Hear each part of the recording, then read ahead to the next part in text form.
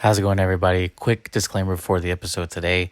A lot of technical difficulties on our end in regards to the audio. We both had our own audio issues when we were doing our Zoom call, so it's not going to be as crisp as it usually is. And then you hear like a slight little echo on Martha's end here and there, but it's not enough to ruin the episode. We had a really good discussion on the Oscars. A lot of things happened at the Oscars, as y'all know, so we get into all that. So just enjoy the episode.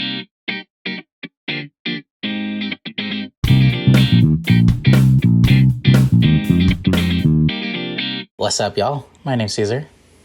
And I'm Martha. And welcome back to the 46th episode of Interwide Screening, where two idiots who know nothing about movies talk about movies. Make sure if y'all haven't already, subscribe to the channel. We really appreciate all your support. Also, make sure to subscribe to us on audio platforms, leave reviews, let us know how we're doing. So wherever you listen to us, just do that real quick. It would mean a lot. Do that. Martha, what time is it when an elephant sits on a fence? What time is it when an elephant sits on a fence? Mm-hmm.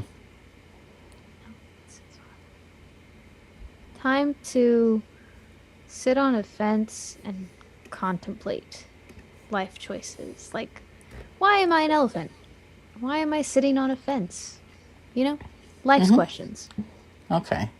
Good effort, but that's wrong. Martha, it's time to fix the fence. I liked mine better. I thought when you started with time 2, I thought you were kind of connecting it there, and then you went off the rails completely with some. Then I got philosophical. Sorry, I'm too smart. So you have to realize you can't be too smart for these questions. Like, you kind of have to dumb yourself down for these questions. These questions need to be as smart as I am, because they're not, and that's not good.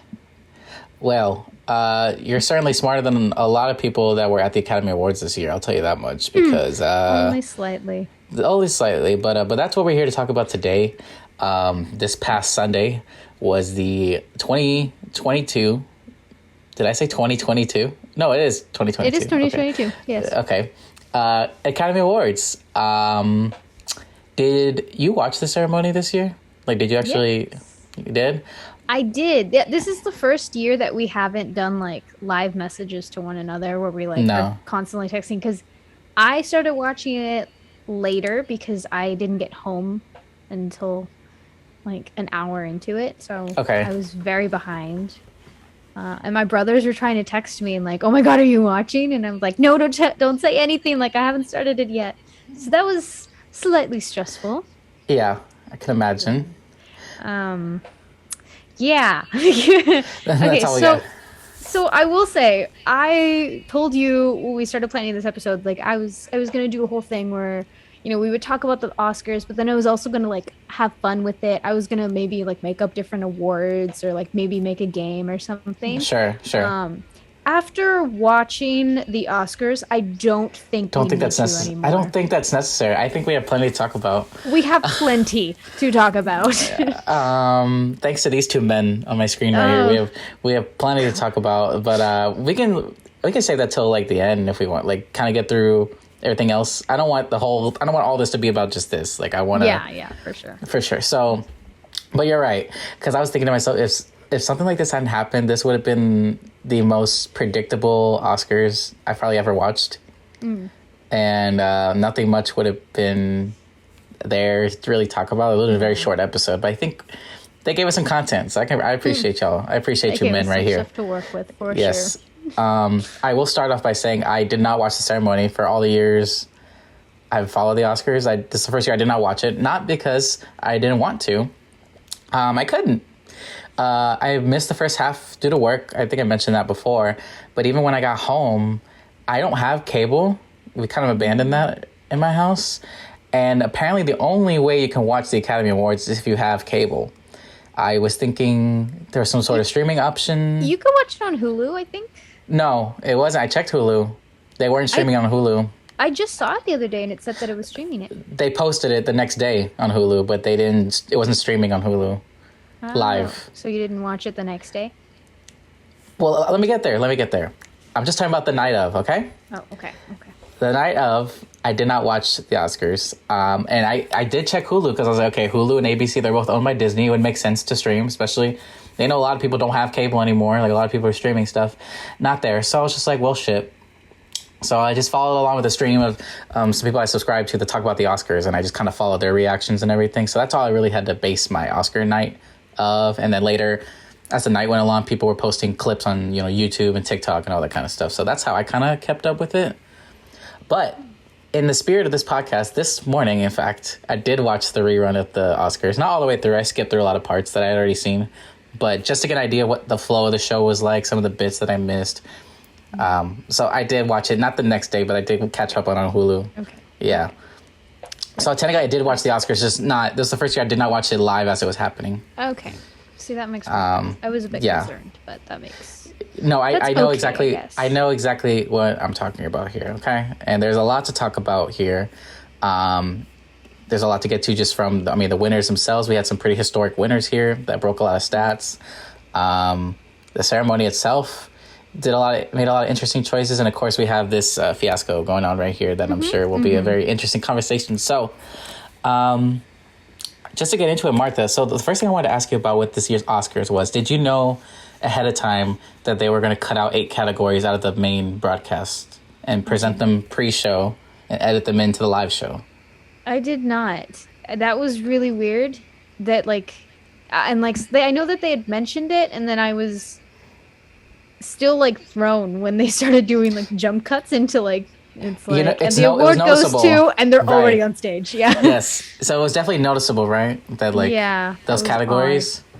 I think so. The whole reason why they made that choice, which I will say it was a choice that was very opposed from the industry as a whole, myself included, as part of the industry.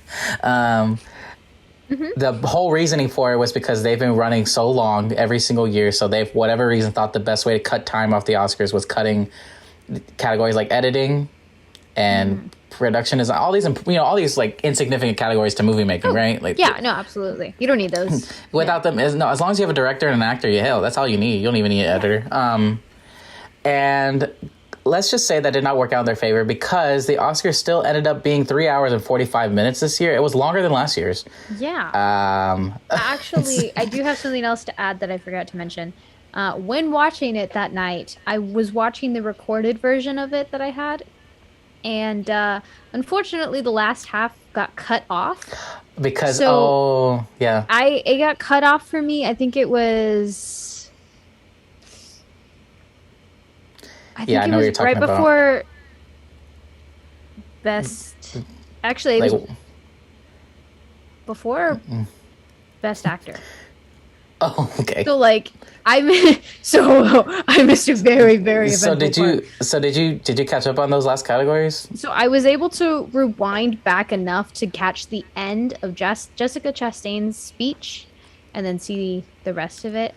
After her, it was just Best Picture at that point. So those were the last 2 categories that I saw. But then I went back and I watched videos of Will Smith's speech and all that because I wasn't missing that. No, hell no, definitely not. So there was definitely a part that I got cut out a little bit.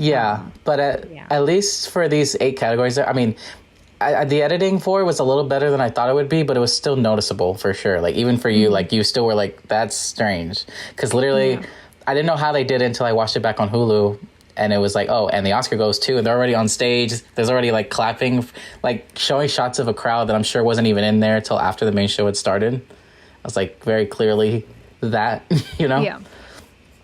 And basically, that's just a lesson to the Academy. Don't do that shit.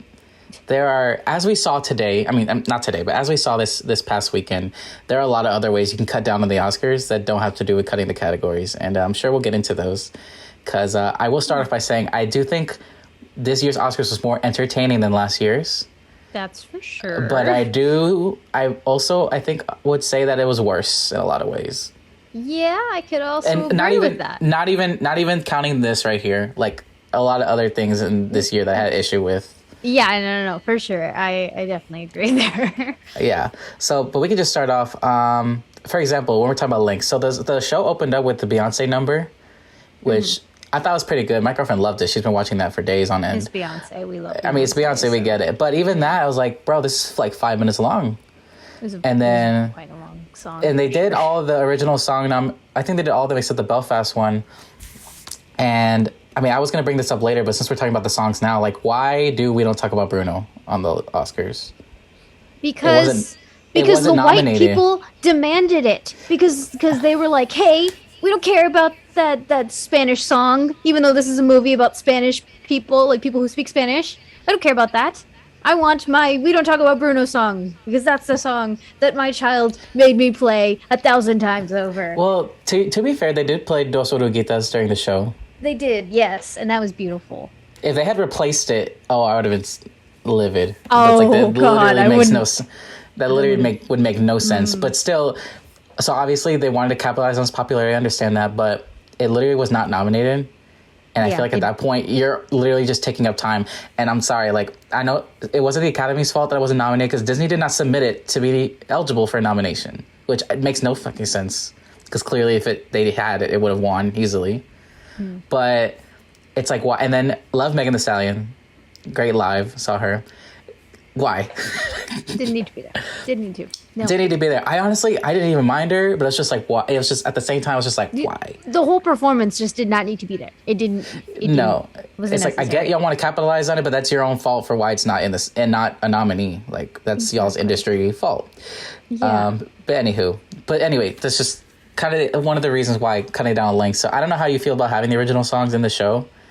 For me, I could do without them. Like, I get why they're there. They're nominated, but like, how do you feel about them being in the show? I only want the songs that I like to be in there. Okay. Yes. So if I could make the executive decision every year for which songs will be performed live, then like for sure. If not, I don't want it. No. That's fair. Okay.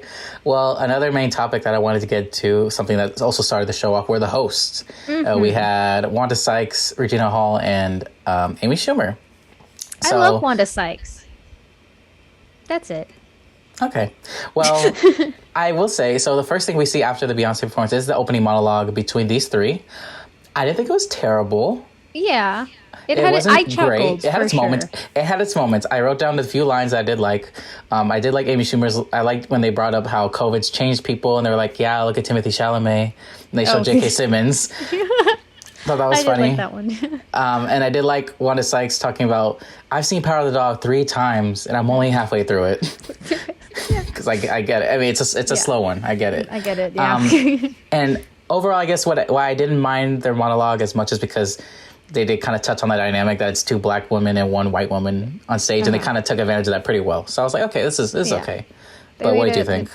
Yeah, I think they did a good job of that, and like clearly establishing the elephant of the room of the fact that there are 2 black women, and then there's also the 1 white woman who like there are jokes that they can make that she cannot. She cannot, right? You know, there are things like that, and also I feel like just general audience not a big fan of Amy Schumer.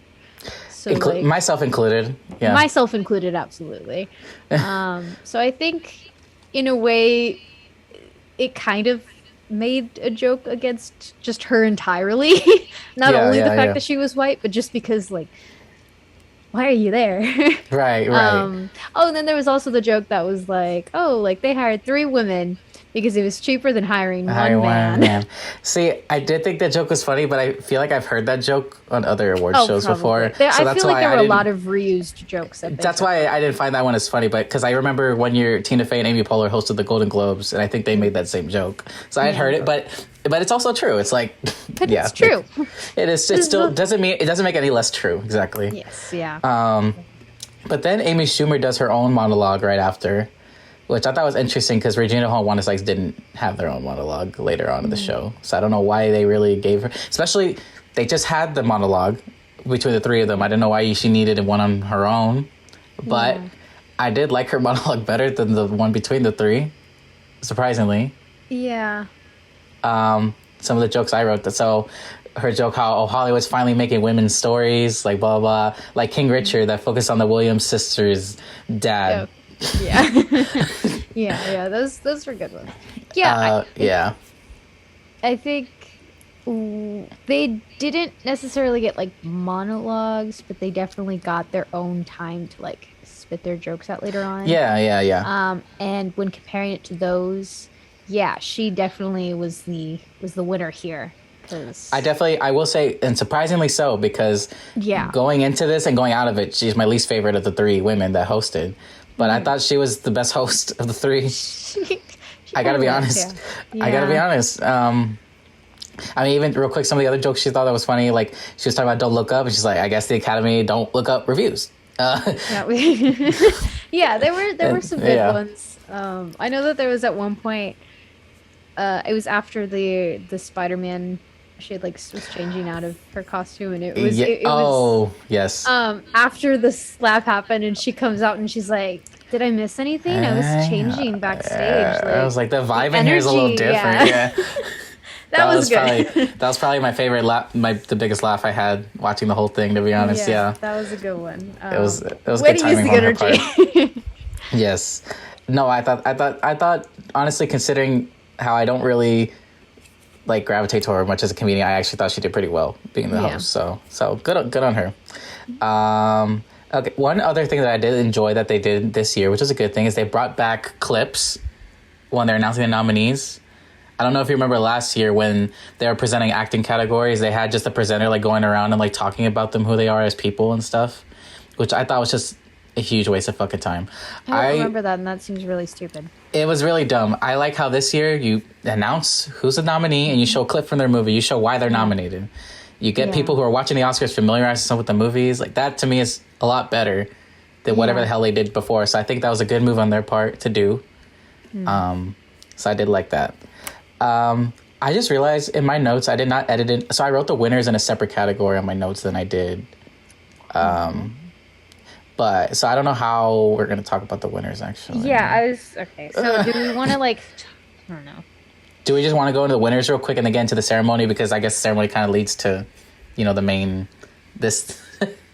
Yeah, let's do that. Especially because, to be fair, in terms of winners, there were not many surprises this year at all. Like I said, in my opinion, this is the most predictable Oscars I've ever watched. I went 18 for 23. Yeah, even I was able to predict most of them, and I haven't even watched any of them.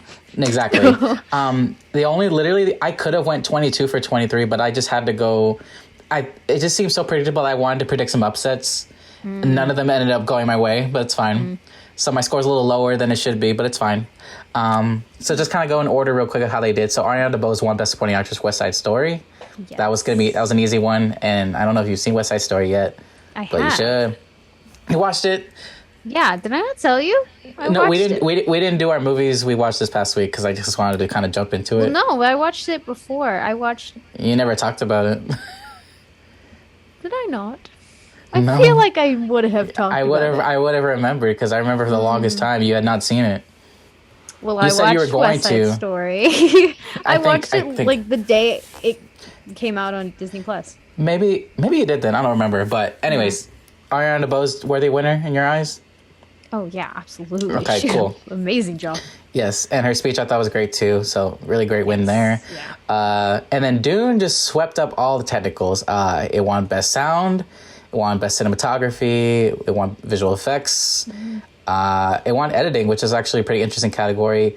It won that. What else did it win? It won 6 Oscars. Where are the other ones that it won? Did I not write them down?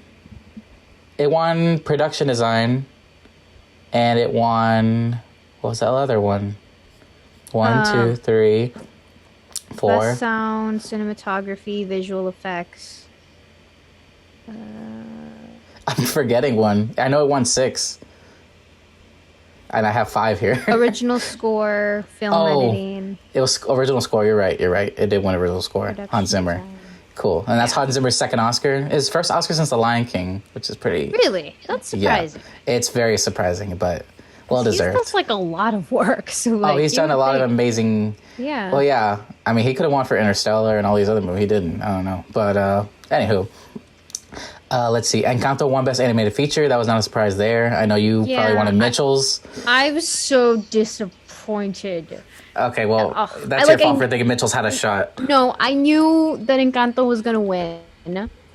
doesn't make it hurt any less. All right, I absolutely adore that movie because animated feature, like that is where like That's your category. that's my category. All right, I literally, know. dude. I literally was watching back last year our episode, and literally we were saying the same thing. How you had not seen any of the movies except the best animated feature. Yeah, the only one I didn't watch out of that is Wolfwalkers. Oh, for this year. For this year, yeah. Oh, I haven't seen Flea yet either. I need to get to it. Yeah, that was the only animated feature I didn't watch. The rest of them I had all seen, and I loved them. So. No, it was what was it this year was Encanto, Fluca. Encanto. It was a good animated category this year. I like this category. Mitchell's versus the Machines still you're in my heart forever.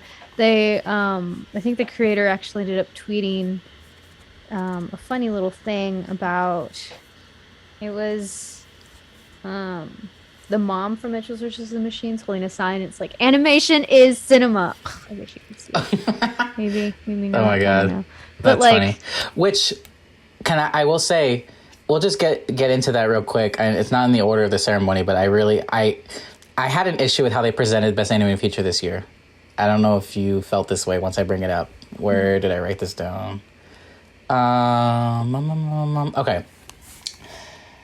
I had an issue with it because the way they presented it was Lily James, Naomi Scott, and Halle Bailey, I believe they were. That were presenting it. They, they were very heavily emphasizing the fact how animated films were like part of the transformative movie experiences of our childhoods, and that kids are going to be the ones able to watch this over and over again. But literally, a movie like Flea is nominated, which is about a queer Afghan refugee. Animation is not just kids' entertainment. Yes.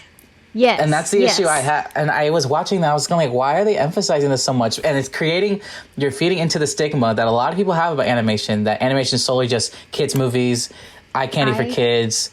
I can talk about this till I'm blue in the face. Oh my God. I love animated movies. That is my bread and butter right there. Yeah. All right. Like it upsets me that like, so much of it goes unwatched because of the stigma around it about like, oh, they're just kids movies. They're not. There's real messages behind it. People are a lot of them kids movies, yes, but there's so many that are much deeper than just that. Like it's not even. You can take away so much from it. There's always more levels to it with any movie, and honestly, you might get something more out of a movie. An animated movie than you would what is considered like a movie that an adult should make, but really it's like it has nothing to it. It has no value, no message behind it. There's nothing that you can take away from it. But an animated movie is almost a guarantee that you will every single time. So like it just I don't get that, especially like I mean.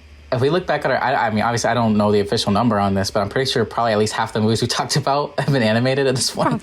So we're clearly very, like, supportive of the animation genre. Well, not a genre, the medium, animation I would say. Is cinema. Absolutely. So that's what we're going to say about that, because I noticed that and I was just like, I don't like how they're doing that. And clearly that's not their fault. They didn't write the freaking... they didn't write the script, so. But it's like, whoever did, it's like, y'all are dumb as fuck. Anyway. Oh, I forgot to mention there was one, I don't know what order we're doing this in. it's I was trying to just go through the winners real quick, and then, I don't know. That's my fault. And then we'll talk about, because you talked about presenters, so I wanted to talk about one presenter. Oh, go for it. Yeah. Rachel Ziegler. I loved... Dude, when her and Jacob Elordi came up together, I wrote that down too. Let me see. But what were you going to say about her?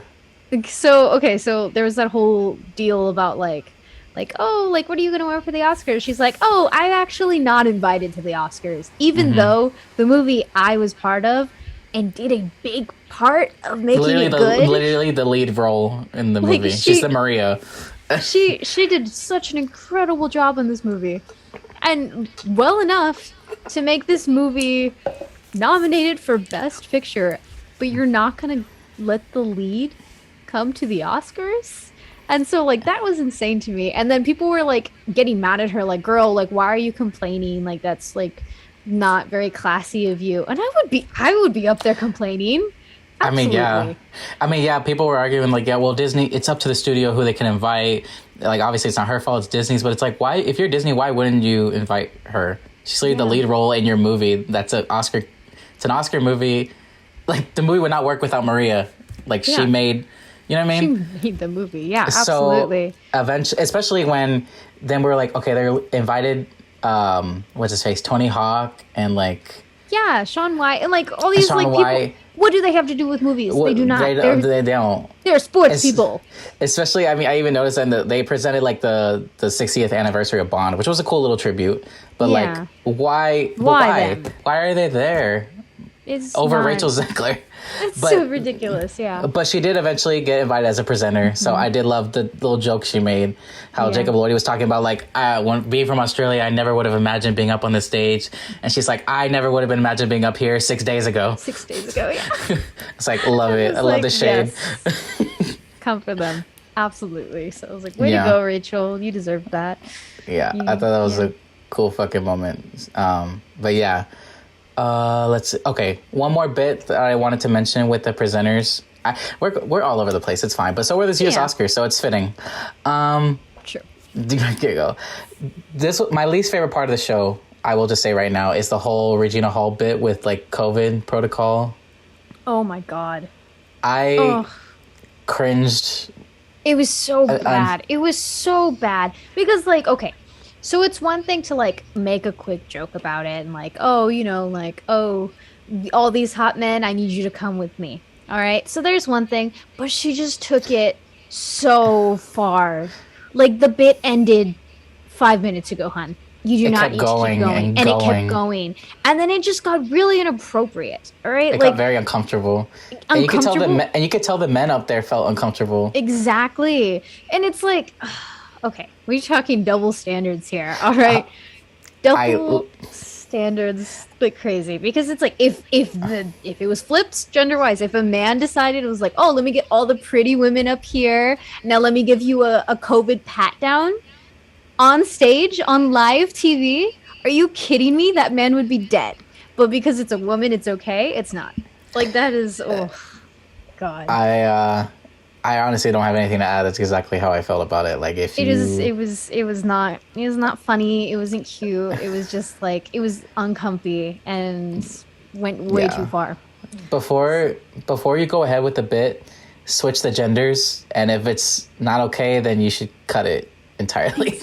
Please. And I don't know why it was just really awkward, and I did not like that at all. But we'll just move past that. Damn, I went through a lot of these notes actually already. Okay, cool. Okay, another moment. One thing I did not like about this year's Oscars, which I had known about this a few months ago. I don't know if you knew about this either. So, assumingly, in the response to Spider-Man No Way Home not getting in for Best Picture, I guess the Academy felt like we should find a way to kind of recognize this movie. So let's create an Oscar fan favorite moment, right? So we're gonna do two types of moments here, bro, because we're so in tune with what the people want, clearly. Yeah. First off, we're going to have a category where it's our biggest cheer moments. Like, what moments in the theater made you cheer, right? Top 5. Mm-hmm. And then we're going to get your top 5 fan favorite movies. You're going to vote on Twitter with your favorite movies of the year, and we're going to feature them on the show. Yeah. How badly this backfired on them is so fucking funny. Because literally, from the beginning, everyone knew this is going to be a terrible fucking idea. Yeah. And it's a desperate attempt for them to just include Spider-Man in there somehow.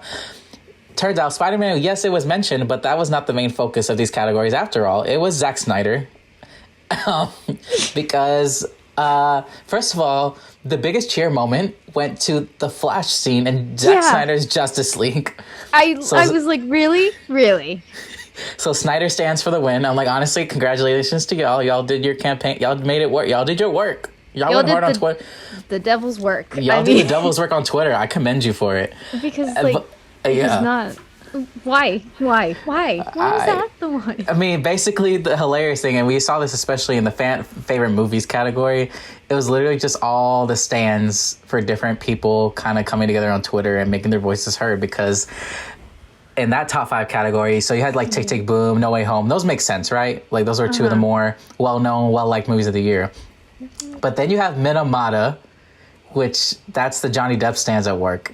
Cinderella, where the Camila Cabello stands are at work. I was trying to find it. I was like, I couldn't find it anywhere. Oh, okay, yeah. Cinderella was like number 2 for like that. Yes. That was like, really? And then fucking Army of the Dead which I haven't seen it. I'm not gonna. I mean, I heard it's pretty decent. Yeah. But Army of the Dead #1, fucking Zack Snyder stands again undefeated. And I was cracking up when I saw this, dude. I was like, this backfired on you all so badly. I'm like, which I kind of knew this was coming because they had announced like kind of like halfway results like a few weeks ago, and like all those movies were in it, like Minamata, Cinderella, like they were all in there. And I'm like, bro, Cinderella wins fan favorite movie. I swear. I like at this point it was an entire joke. Oh, it was a complete joke, and I loved it. There was nothing, no, oh god, like I was watching it, I'm like, I cannot believe, because already it was like okay, whatever, these are films, and then I saw Cinderella and I lost it. I was like, are you kidding me? Who decided this? It's like, I don't know, man. Those were Zack Snyder stands were the real winners of tonight. I will just say that right there, because they worked their asses off on Twitter. They really did. You can rest now, sweeties. It's okay. Y'all can rest now until Zack Snyder's next movie comes out. Y'all can rest, okay? Yeah. I did write down some of the other skits because I kind of just had quick thoughts on them. You mentioned Amy Schumer, her Spider-Man costume. Mm-hmm. That whole skit for me did not work either. Mm-mm. Nothing wrong. Yeah. I mean, nothing really wrong with that. I just thought it was cringy. I also didn't really care much for the skit of them like handing out like consolation prizes, except one moment I did like was when Regina Hall was like, I got a quote for you, inspirational quote from Miss Kim Kardashian. To Dame Judi Dench. To Judi Dench, of all people. She said, work hard. And Wanda Sykes going, you gotta move that ass, Dame. God. That was good. That was a good one. That was a good moment. The rest of the skit I could have done without. Like, they were asking Javier Bardem about NFTs, and like Penelope Cruz sitting there looking fucking confused. I was like, But that moment I thought was funny. Let's see what else we got here. So we emphasized, I kind of talked about real quick about the Bond tribute. There were a lot of tributes this year to different anniversaries and movies. So the Bond one makes sense. They did a Godfather one, which reminded me, I still haven't seen Godfather.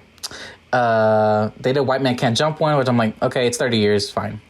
Yeah, back when I was still trying to make awards, I put for that one, I was like, the award for best, are they high or are they just old? Goes to them. Absolutely. To the Godfather ones? Who was up there? It was Francis Ford Coppola, De Niro, and Pacino. They looked so confused up there. They looked also very confused. Yeah, they were fighting for that award too. that was something. But the one anniversary part that I did not understand, and this is once again another moment that is like lengthening the show to an unnecessary degree. The 28th goddamn anniversary of Pulp Fiction. Why the 28th? What kind of anniversary is that?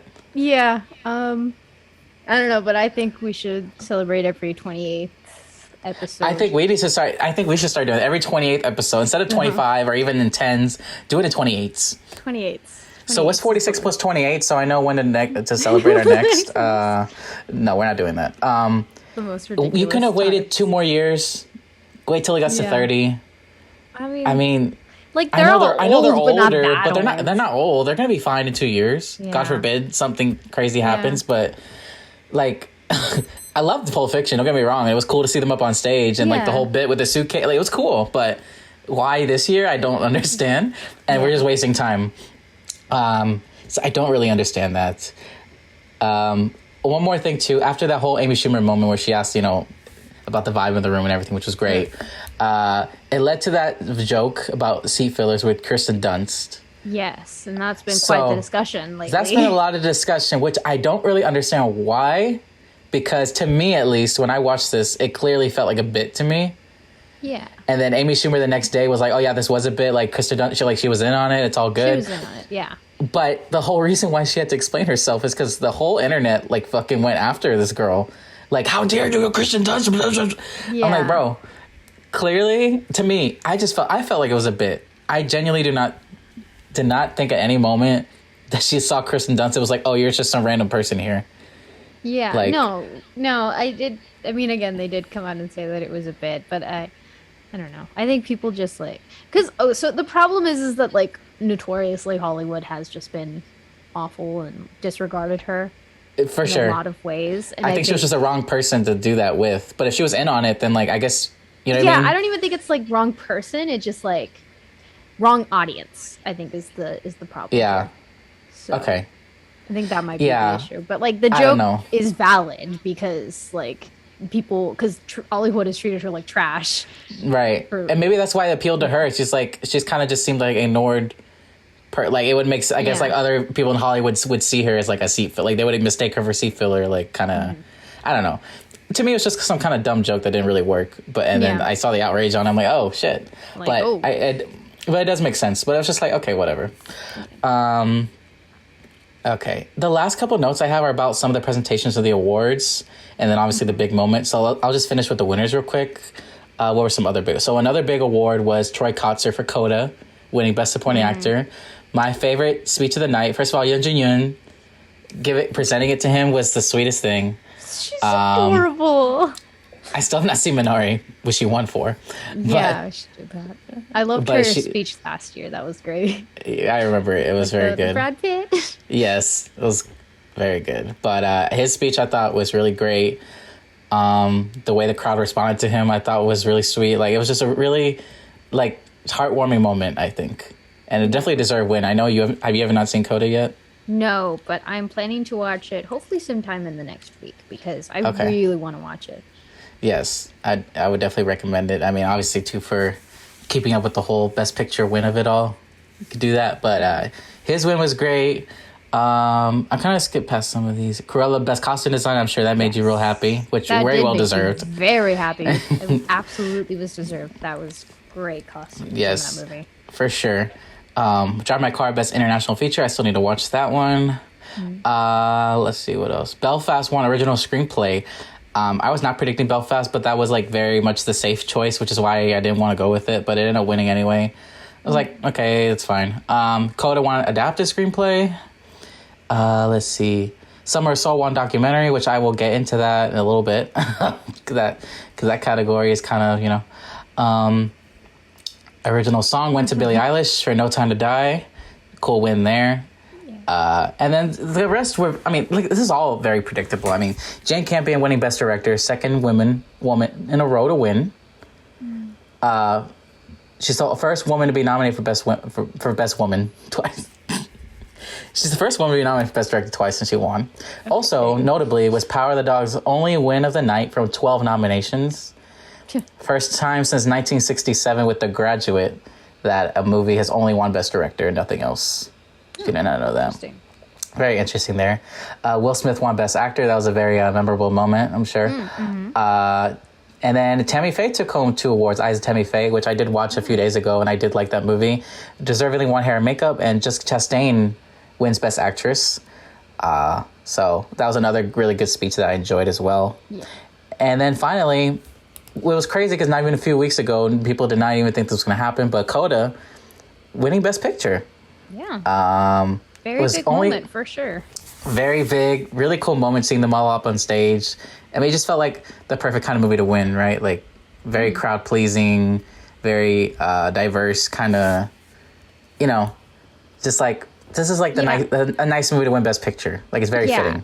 It's that nice moment where like everyone stands up and they do the silent applause with their hands, and it's just like a beautiful, heartwarming moment. That it's, you know, like a movie like this that shows, you know, a life that not a lot of us know about, and you know can show us something new and we can learn from it, and you know all of us, you know, coming together and like supporting that and just finding the beauty in it. I think that was just a really nice moment, and obviously like a history making moment for this type of movie to win for sure. I mean, awesome. Yeah, a lot of stats this broke actually. Off the top of my head, let me think. This is the first movie that premiered at Sundance that won Best Picture. First movie by a streaming service to win Best Picture, which a lot of people thought Netflix would be the one to do it, and they were not the ones to do it. You mean Tall Girl 2 wasn't what? For Best I know, it was close. It was close. Maybe Tall Girl 3 might do it, though. We'll see. What else did it break? It only had 3 nominations. It won all 3 of its nominations. It's the first movie since Lord of the Rings to win every nomination it got, like including Best Picture. What else? First movie to win Best Picture without directing and editing. Usually you need those nominations to like really win, and it didn't have either, and it still won.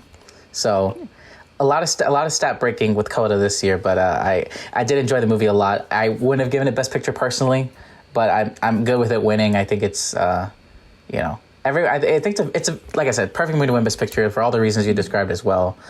So I thought that was good. So, but some of those moments that I wanted to mention that I did enjoy in terms of like the awards being presented, the Jessica Chastain moment, for example, loved that Anthony Hopkins was there and he got the standing ovation he deserved. Frankly, he was the one that deserved a standing ovation tonight and not, you know, our Best Actor winner. But it was cool to see him there. I thought Lady Gaga and Liza Minnelli presenting Best Picture was a really sweet moment. Sweet. Like, I got you. Oh. Yes, I know. She's like, I got you. Like, it's okay. It was so sweet. That was clearly like the vessel of love, this ceremony, not whatever, you know, Will Smith was talking about. That's not what it was. Let's see here. I wrote down a note called Kevin Costner watched cowboy porn ? I literally adult cinema. He said you can't say adult cinema and you can't expect us to like. I literally thought I literally thought he went to a porn theater. Like I was like, what is? Yeah, that's what I was expecting. I was like, dude, what are you doing up there? What are you doing, bro? Where are you going with this? I don't know. I did want to mention that too. I actually, what he was saying as he was presenting Best Director, I actually found to be like really interesting and like cool the way he did it. It was way too damn long. It was long. Yeah. So here, I'm sure that it was great, whatever he said. I lost focus because for the first half of it, I was like, so is he not talking about cowboy porn? Right. It makes sense why your mind would go that way. And then the second half, I was like, oh my God, it's still going?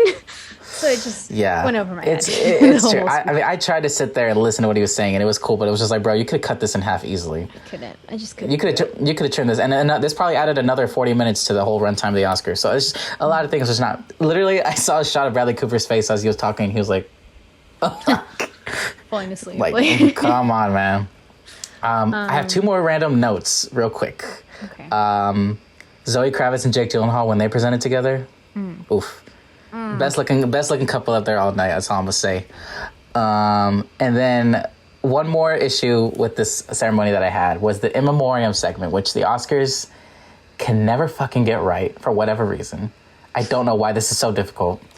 I understand the intent of what they were trying to do with this, but seeing them all singing and dancing as these names of dead people are flashing behind them just was very weird to me. Just wasn't right. It just doesn't feel it was right. Slightly uncomfy, for sure. And then you had a few names that they wanted to focus on even more, that were like more important, I guess. Yeah, like oh yeah, these people died, but Betty White, and like not gonna lie, that one hurt me for sure because I love Betty White.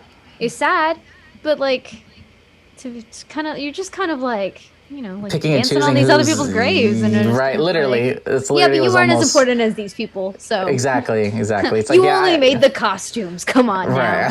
Like exactly. That's just kind of the feeling I had with it, and I will say it's better than last year's. Last year's was weird. I don't know if you remember last year's. It was literally like they like sped it up like crazy for a lot of people's names, and then like when Chadwick would show up, they would slow it down. Yeah. And then speed up. It was a lot weirder. They were like, y'all need to stop dying so much. There's too many of y'all. Too many. Which I will say, one more joke that I did love about In Memoriam was Amy Schumer was like, you know who's in the Memoriam this year is the Golden Globes. I did remember that. So that was cool. That was cool. Let me just make sure. I don't have any other notes before we get into kind of, I would say, the main segment of tonight. But I think I still have a few. Okay, go for it. Let's see. There was the one about, what was it? I don't remember. Someone said brown don't break down. I don't remember who said it or in what context. I don't remember. I don't remember hearing that. Yeah, so that was funny. Again, I don't remember who said it or any context behind it. Are you sure you heard that? You're probably right that someone said that. Yeah, someone said it. Oh, it was the guy who played Bruno / Sid the Sloth. Oh, John Leguizamo. Yeah, you're right. He said it. He said it. Something about, I don't remember what he was saying, but he said brown don't break down, and I was like, preach. Absolutely.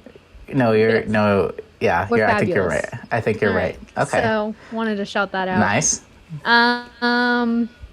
There were, there was a surprise appearance by some people, talking about their favorite music moments. I think it was I BTS, but so that happened. Okay, I did hear about that moment, but when I watched it back, I didn't see it. I guess I Oh, skipped past it by accident. yeah. It was just a short Genuinely by moment. accident. I'm Yeah, so sure. that was a cute moment to Oh, have them talking about their favorite movie musical moments. of And course, of course. skipping Moving ahead on. here. Nope, that's enough of that. And we also, damn it, I can't find what else I was gonna say. Keep it move together. on Keep now. it together. I remember now. Go for it. And then Rami Malek Oh, coming after that cameraman. I would have been terrified if I was the one holding the camera because he was like walking back and he was like, no. yeah. It was It was definitely very interesting hearing an him interesting present Billie Eilish's, and Phineas song. That was cool. yeah. I mean, I get why. So obviously he was in the movie, so that's why they chose him. But yeah, that Yeah. But Rami he Malek's was- eyes, man, it can do things. he was just staring into the soul of the camera and just getting uncomfortably close to it and just kept getting closer. Right. It would not end. Yeah. Well, but I speaking think- of things, oh sorry. Yeah, no, I think that was all. That was it. Well, speaking of things that made people uncomfortable, I think we need to address the elephant in the room. Because I think, besides all that, I think it was a pretty decent ceremony. But these two men right here had to just do something. So let's just set up the context of the situation, right, between Will Smith and Chris Rock. Basically, I'm like struggling to begin. I don't even know how you go about this. Okay, starts off. so Chris Rock goes out on stage to present Best Documentary Feature. And he just starts spitting out. He kind of goes in a little stand-up kind of thing because that's who he is. Like, fine. That's who he is. He's a comedian. He does stand-up. So he's just talking, and he's like Will and Jada. He's talking about, Will, you better win Best Actor for Javier, whatever. And then he goes up. He says, Jada, love you. Can't wait to see you in G.I. Jane 2. Can't wait to see it. Right. Cuts to Will. He's like, ha, and Jada's like rolling her eyes. Okay, cool. Moving on. And then Chris keeps on going. Will Smith starts walking up. You see him kind of lean in. Like, I'm thinking, okay, he's probably going to, like, say something to Z. Like, I don't know. Yeah. Mess around with him or something. Bitch slaps the fuck out of him. It's and crazy. walks back off. It is insane that we're talking about this. Oh my God. And yeah. And then Chris Rock's just like, Will Smith's sitting down. And he says, keep my wife's name out your fucking mouth. Oh God. And I'm sitting there like, holy shit. Because, okay, let me explain to you how I saw this moment. So, like I said, I did not watch the Oscars live. So by the time I got home, this had already happened. I was watching the stream and they were talking about this. And when I heard something had happened between them two, I was like, oh, I'm assuming it was before the Oscars, like on the red carpet. Yeah. I don't know what the fuck happened. Yeah, nope. I found the clip and I was like, I fucking wish I saw this live. Yeah. Because I will say, watching this again, going through the whole ceremony on Hulu, like watching it in the context of how it was flowing, it was pretty shocking. Oh, very shocking. So I can imagine. So did you watch it live? So unfortunately, I knew that there was a fight coming because my family's annoying. And in the group chat, everyone was like, oh, like my brothers kept saying like, you guys need to like hurry up and watch it. And my parents were like, well, we haven't started it yet. Like what happens? And so my brothers are like, let's just say a fight happens. And I'm trying to ignore the group chat the entire time. But I just keep like seeing the messages pop up. So I see something about a fight, and then I was like, okay. So I was like already kind of expecting it, and then I saw their names in the text. So as soon as Chris Rock started presenting, you're like, here we go. Yeah. So I was like on the edge of my seat. I was like, what's gonna happen? So like I knew generally what was gonna happen, but I didn't like fully know expect how. it. Yeah. Still, it was So I'm sure, surprising. Very shocking. And like the more I think about it, I'm just like, this is insane that this happened. It's something, because I will tell you, when I first watched it, I thought it was a bit. I really did. But then I saw the uncensored versions, especially people were posting online the uncensored versions from other countries and Australia and like Japan, because here they like cut it out entirely. Yeah. Like you just see Will Smith yelling, but you don't hear anything. You don't know what he's saying. You hear Will Smith going off and you see how he's saying what he's saying and the look in his eyes and the genuine confusion on Chris Rock's face. You're just like, okay, this is real. Yeah. Yeah. And again, it's too long of a cut out of the audio for it to like be. So like I was fully convinced that like, I don't know, for some reason the slap sound kind of like came a little bit later. So yes. At first I was like, oh, like it was like a, you know, they're Hollywood actors. They know how to right. That's what I was thinking. Slap. I was like, exactly. But then again, then the audio just kept like it stayed cut out, and I was like, oh shit, like the fight was real. That was a real slap. It was a real moment for Will Smith. So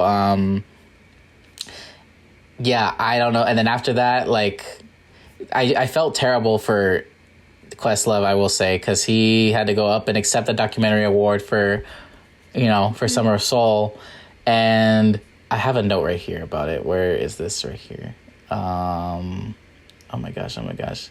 So I didn't notice that when Questlove went up there to accept the award, he hugged Will Smith.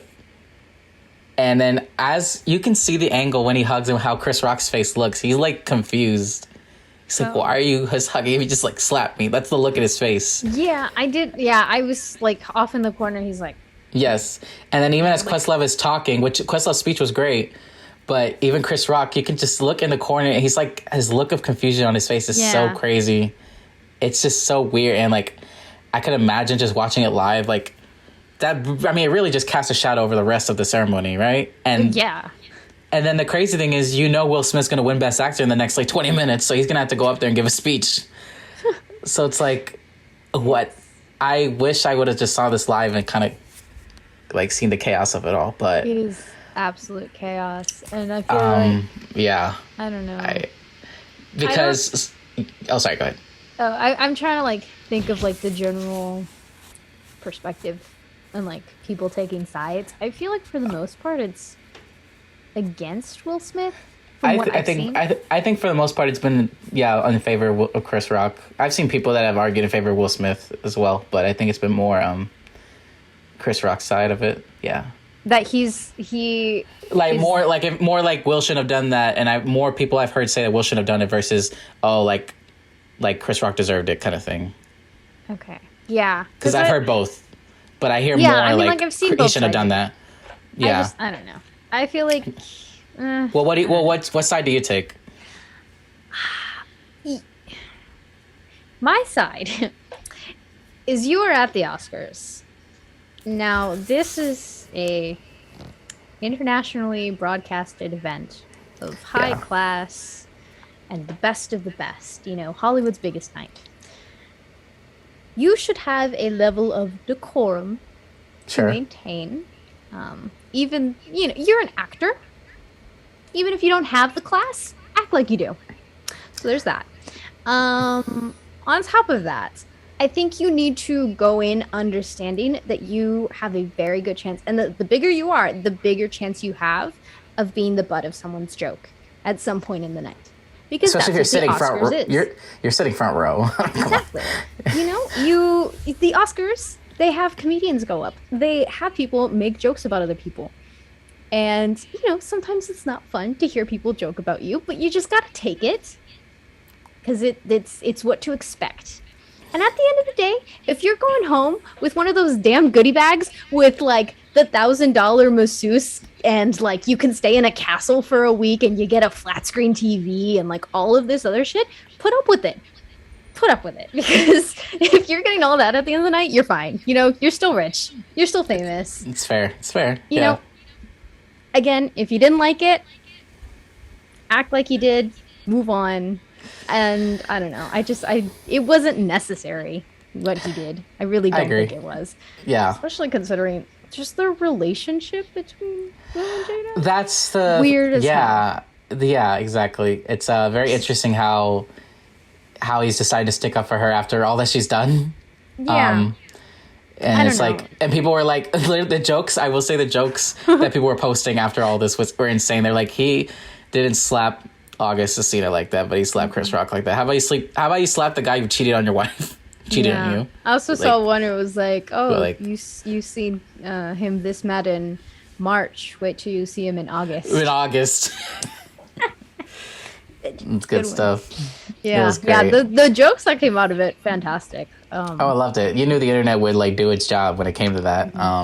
Yeah, but I mean, at the end of the day, I don't think like it will have that big of an impact on Will Smith's career. No, I really don't think so either. Yeah, but like my parents, after they saw it, they watched the video like 10 times and were like, he's ruined his career. That's it. I hate him. He's scum of the earth. And I'm like, Jesus, chill out. I see. I don't. Obviously, I think what he did, obviously, is not a condonable thing, but it is much less dramatic than like a Woody Allen or like a Harvey Weinstein kind of. Oh yeah, there have been much worse things to have happened. Much worse things that a person could do than what Will Smith did. But so, and part of the context I feel like we should get into about this is why they might have felt offended by this joke. So obviously Chris Rock's joke is G.I. Jane 2, because G.I. Jane is about, a woman who shaved her head. Mm-hmm. Jada's head is shaved because she has been diagnosed with alopecia, which leads to hair loss. So she, shaved her head. Mm-hmm. I doubt that Chris would have made that joke if he knew that, but apparently it's been a public record for a couple of years. I didn't know she had this. Yeah, I didn't know that either. I did not know. She had her head shaved for so long, I thought this was her style. You know what I mean? Like, I don't know. So I can understand why, where that comes from. But I saw an angle today, I will say, of that slap. But the video was from behind Will and Jada. And it seems like after he slaps Chris Rock, like Jada looks like she laughs. And it makes me wonder, like, did she think it was a bit too? Like, because, and it made me wonder then after that, I'm like, why do I feel like Jada rolled her eyes, but in her head she wasn't thinking it was as big of a deal as Will thought it was? Yeah. I'm curious to see, like, at what point did he realize, she didn't find that funny? Because, again, you see the video and he's laughing. I think he laughs and looks to her and sees her rolling her eyes and thinking, like, she didn't like that, and I need to go do something about it. Yeah. When I think in Jada's head, she probably, like, she rolled her eyes, she thought it was dumb, but I don't think she was to the point where, like, I'm fucking pissed off kind of thing that Will needed to go do that. Yeah. Especially, there's this TikTok that was blowing up the last couple of days, and it's Jada talking about, I don't care how people talk about me in my head and all this kind of stuff. And they're like, you should have told that to your husband. Yeah, that seems like good information to have. Right, that would be good for him to know before, Yikes. But, so it's just like, I don't know. But my whole kind of opinion on this is, I understand why they're upset about it, but, like, that's not how you handle that. Mm-hmm. You don't go on live television in front of an audience. You don't go up and bitch slap somebody like that. Like, if you feel like you need to handle it backstage. Like commercial break after the show, whatever. Don't do it then. And even then, like, you didn't have to slap him. Like, you could have just talked to him and be like, hey, bro, I didn't appreciate that. Stuff like that. You didn't have to handle it like that. Like, especially there was an interview that came up that Will Smith did years ago, and he was talking about how he didn't want to do Django, that movie, because he's like, he's not with violence and all this stuff. And then later on with his speech, as he goes on to talk about being a vessel for love and like, like Richard Wood, I'm sticking up for my family, all this kind of, bro, what you just did, it goes completely against all of that. Yeah. And it's just very strange. And like, I understand, like, was the joke was a little distasteful, sure. I mean, I don't think he should have made the joke, but like, that does not mean that he deserved to be slapped like that, which I will say, after he got slapped, he handled himself pretty damn well. Oh, absolutely. I handled myself better than I would have. I would have started spitting out jokes like crazy. I think one, for sure, he was just, like, taken aback. Because, like, that is the last thing you expect. Because, again, people have said much worse jokes than what he has, and they've gone on with it, Yeah. So, like, I don't think he was expecting it, but he did handle it very well in that he was like all right.